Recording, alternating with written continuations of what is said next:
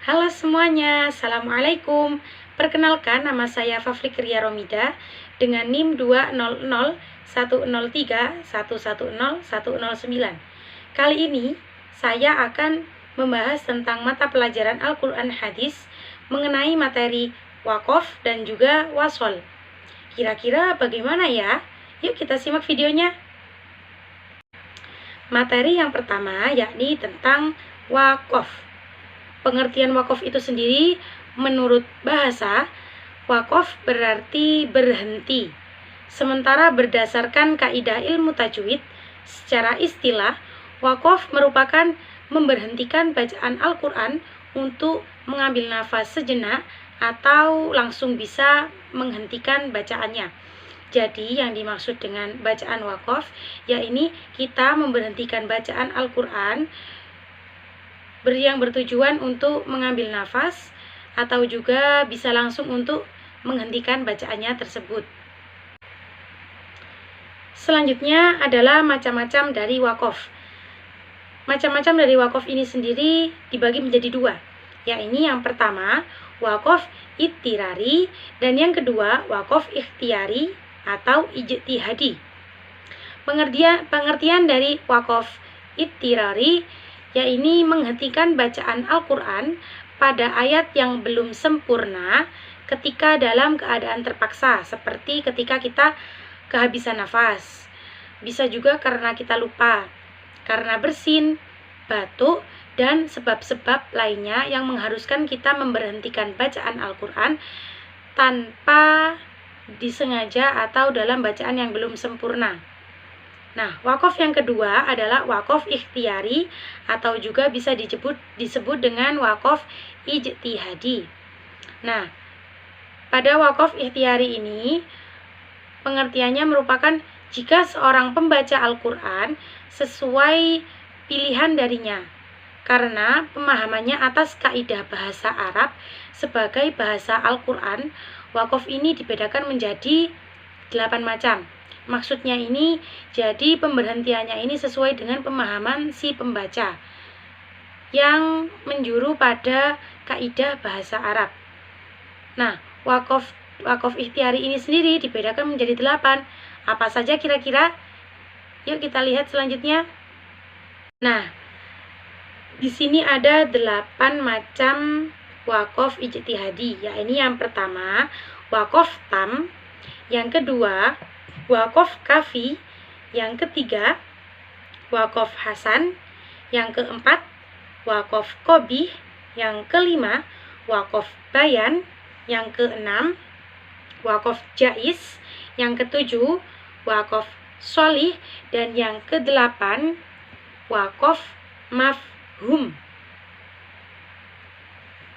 Nah, selanjutnya ini adalah tanda-tanda dari wakaf. Ini yang pertama ada mim kecil yang disebut dengan mim kecil wakaf lazim, ini harus berhenti. Yang kedua ada to yang merupakan wakaf mutlak. Yang ketiga ada jim, wakaf jais, boleh berhenti atau tidak. Yang keempat ada za, wakaf mujawaz, yang merupakan boleh berhenti.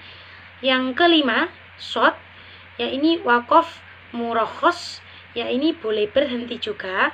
Yang keenam kola atau mustahah, bisa dihentikan atau lebih utama berhenti. Yang ketujuh sholah al-wasol ula, ini disambung lebih utama.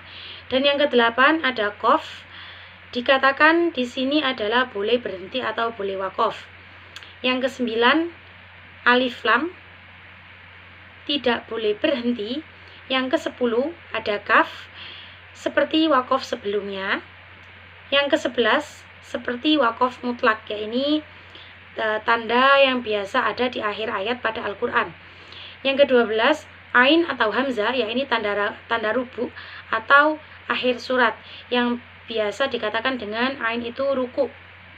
Yang ke-13 2.3 mu'anakoh, di mana kita boleh berhenti, di mana kita harus berhenti pada salah satu titiknya.